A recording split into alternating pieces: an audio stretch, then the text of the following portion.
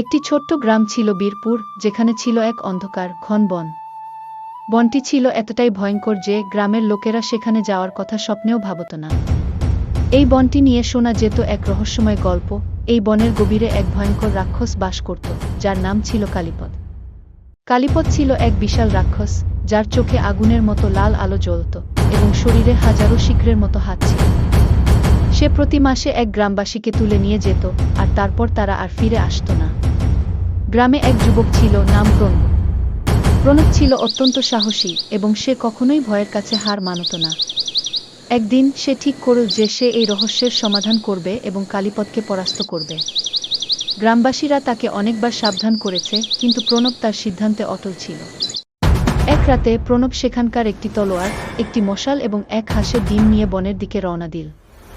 রাতে বনে প্রবেশ করার পর সে দেখতে পেল জঙ্গলের ভিতরে এক অদ্ভুত রক্তলাল আলো। সেই আলো অনুসরণ করে প্রণব কিছু দূর এগিয়ে গেল। হঠাৎ তার সামনে এক বিশাল রাক্ষস দাঁড়িয়ে পড়ল, কালীপদ। তার চোখে আগুনের মতো লাল আলো এবং তার শরীরের প্রতিটি অংশ ছিল বিশাল ভয়ঙ্কর। কালীপদ হেসে বলল, তুমি এসেছ আমাকে পরাস্ত করতে? তুমি জানো না আমি কি ভয়ঙ্কর শক্তির অধিকারী। একে একে তোমাদের গ্রামবাসীদের তুলে নিয়ে গিয়েছি, আর এখন তুমি আমার সামনে দাঁড়িয়ে আছো গু। প্রণব শান্তভাবে উত্তর দিল, আমি তোমার শক্তি দেখেছি, কিন্তু আমি জানি তুমি রাক্ষস হওয়ার আগে একজন মানুষ ছিলে। তুমি কেন এইভাবে মানুষদের ক্ষতি করো?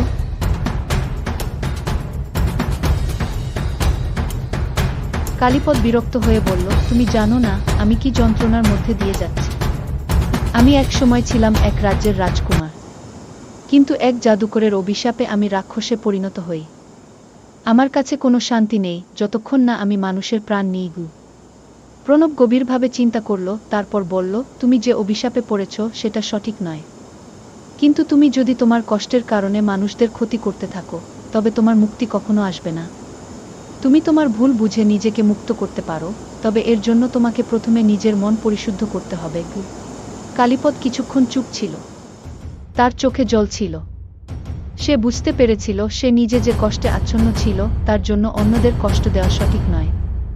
সে বলল, তুমি ঠিক বলেছ প্রণব। আমি আর সহ্য করতে পারছি না। আমাকে সাহায্য করো, আমি নিজেকে পরিশুদ্ধ করতে চাই। প্রণব কালীপদকে সাহায্য করার প্রতিজ্ঞা করল। সে কালীপদকে শেখালো কিভাবে নিজেকে ক্ষমা করে এবং তার অতীত ভুলগুলো মেনে শান্তি খুঁজে পাওয়া যায়। কিছুদিন পর কালীপদ তার রাক্ষসীয় রূপ ত্যাগ করে এবং তার পুরানো মানব রূপ ফিরে পেল। গ্রামে ফিরে এসে কালীপদ সব গ্রামবাসীকে ক্ষমা চাইল এবং তার সব কষ্টের কথা বলল। গ্রামবাসীরা অবাক হয়ে দেখল যে রাক্ষস তাদের আতঙ্কিত করত সে এখন তাদের বন্ধু হয়ে গেছে।